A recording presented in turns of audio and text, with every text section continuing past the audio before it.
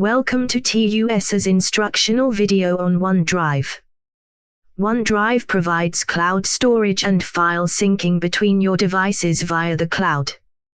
OneDrive comes with your Office 365 account, which has been set up for you by the university. Your OneDrive comes with 1 terabyte of cloud storage and allows you to sync files between your devices seamlessly. You can access your files by signing into your Office 365 account on any device and collaborate on these files with fellow students or staff members.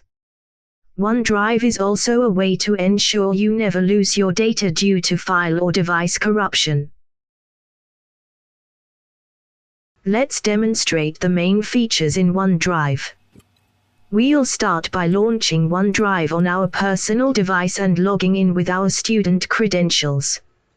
When we first log in, we have the option to set a location for our OneDrive folder. The default location is fine in most scenarios.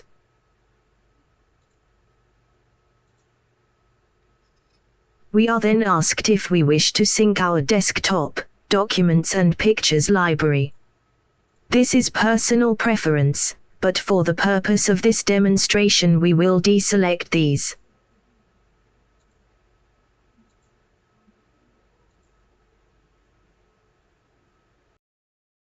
Now we have our OneDrive folder set up. Notice the different symbols under the status column. A green tick means the file is saved locally and on the cloud. The blue arrows mean the file is currently syncing to the cloud. This will change to a green tick when complete. The red circle with a white cross means there was an error syncing this file. We will resolve this later. The blue cloud outline means this file is saved on your cloud storage, but a local copy of the file does not exist yet. It is available to download to your local device if you have internet access. Let's take a look at our system tray on the bottom right of the screen. Here you will find a control panel for OneDrive. We will open the settings on the top right. Under the Account tab we can choose which folders to sync. This shows all available folders in your cloud storage. Deselecting these folders will hide them on your device. We will leave them available for this demonstration. Another important setting can be found under the Settings tab. Files on Demand denotes how files are stored on your device. If we tick the box to save space and download files as you use them, then files will not be stored locally if not in common use. If you plan on accessing files when not connected to the internet, make sure this setting is not ticked and the file is stored locally. Remember, a green tick in the status column denotes that a file is locally stored. However, if you are often running out of hard drive space, then this feature can be useful. Now, let's create a text document to demonstrate file syncing. Let's launch our browser and navigate to OneDrive Online.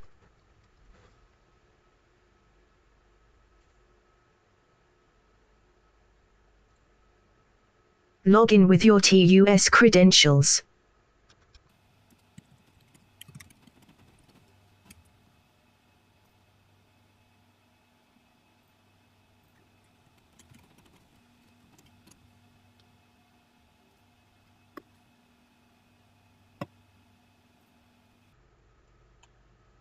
Here we'll find a replica of all files in our local OneDrive folder.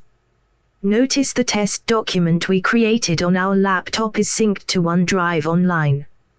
Let's open that now. We will edit this document online and check that it reflects on our local copy.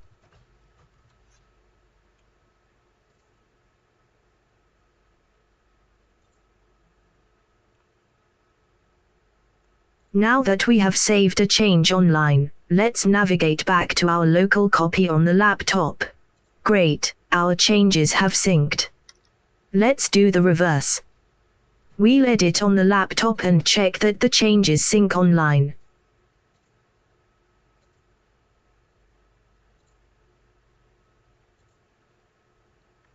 They have not. Let's take a look at the local copy again. Notice the status of the local copy. It is still syncing. We will wait for it to complete and try again. We now have a green tick. Let's check online. It worked, our files are now synced. Bear in mind that syncing is not just between one device and the cloud, but between devices also. For example, if you make an edit on your phone, it will sync to your laptop so long as both are connected to your OneDrive. Next, let's take a look at sharing your files with other users. Hover over the file you wish to share and click on the share icon. We are presented with a pop-up menu. We can search for a user to share with, or create a shareable link. We can also change the permissions for who has access to the file. We can allow anybody with the link to access the file, or limit it to people within TUS. Alternatively, we can limit access to specific people. We can choose whether people have the rights to edit the file or just view it. And we can decide how long these permissions last for. We can also set a password for the file. People will require this password to open the file even if it has been shared with them. You will have the option to edit the permissions even after the link is created. Now let's get back to that sync error we had at the beginning of the video.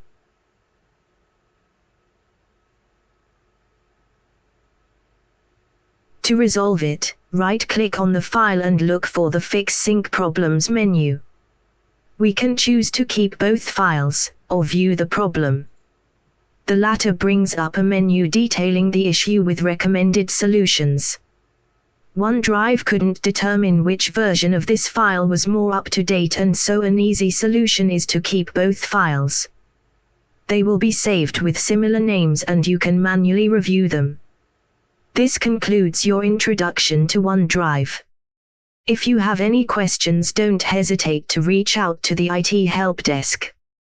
Thank you and enjoy your time at TUS.